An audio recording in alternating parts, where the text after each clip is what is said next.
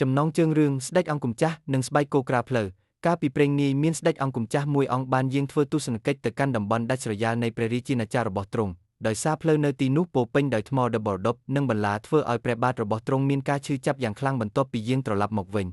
ដោយកំហឹងនឹងការឈឺចាប់ស្ដេចអង្គម្ចាស់បានចេញរាជបញ្ជាថាយើងចង់ឲ្យគ្រប់ផ្លូវទាំងអស់ក្នុងប្រទេសនេះត្រូវក្រាលដោយស្បែកគោឲ្យអស់ដើម្បីកុំឲ្យជើងរបស់យើងឬប្រជារាស្ត្រឈឺចាប់ទៀតមន្ត្រីទាំងឡាយមានការភ័យខ្លាចជាខ្លាំងព្រោះការធ្វើបែបនេះត្រូវសម្លាប់គោរាប់លានក្បាលនិងចំណាយមាសប្រាក់អស់ពីខ្លាំងក៏នៅតែមិនអាចក្រាលផ្លូវបានសព្វគ្រប់ដែរគ្រានោះមានអ្នកបម្រើដ៏វៃឆ្លាតម្នាក់បានចូលមកក្រាបបង្គំទូលថាព្រះអង្គអើយ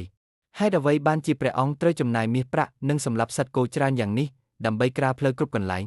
តើមិនល្អជាងទេប្រសិនបើព្រះអង្គគ្រាន់តែយកស្បែកគោតូចមួយដុំមកស្រោបជុំវិញព្រះបាទរបស់ព្រះអង្គស្ដេចអង្គម្ចាស់ភ្ញាក់ព្រឺតហើយយល់ពីហេតុផលទ្រង់ក៏បញ្ជាឲ្យគេធ្វើស្បែកជើងជាលើកដំបូង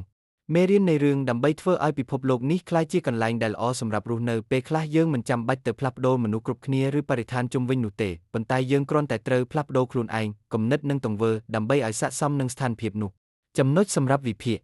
ស្បែកគោក្រាផ្លូវតំណាងឲ្យមហិច្ឆតាដែលចង់គ្រប់គ្រងពិភពលោកខាងក្រៅឲ្យតាមចិត្តយើងចង់ស្បែកជើងជានិមិត្តរូបនៃការកែប្រែចិត្តគំនិតនិងការការពារខ្លួនឯងដោយបញ្ញាអ្នកបម្រើវៃឆ្លាតតំណាងឲ្យការគិតបែបសន្សំសំចៃនិងមានប្រសិទ្ធភាព efficiency ការផ្លាស់ប្ដូរតើការផ្លាស់ប្ដូរអ្នកដទៃនិងការផ្លាស់ប្ដូរខ្លួនឯងមួយណាដែលងាយស្រួលនិងមានចីរភាពជាង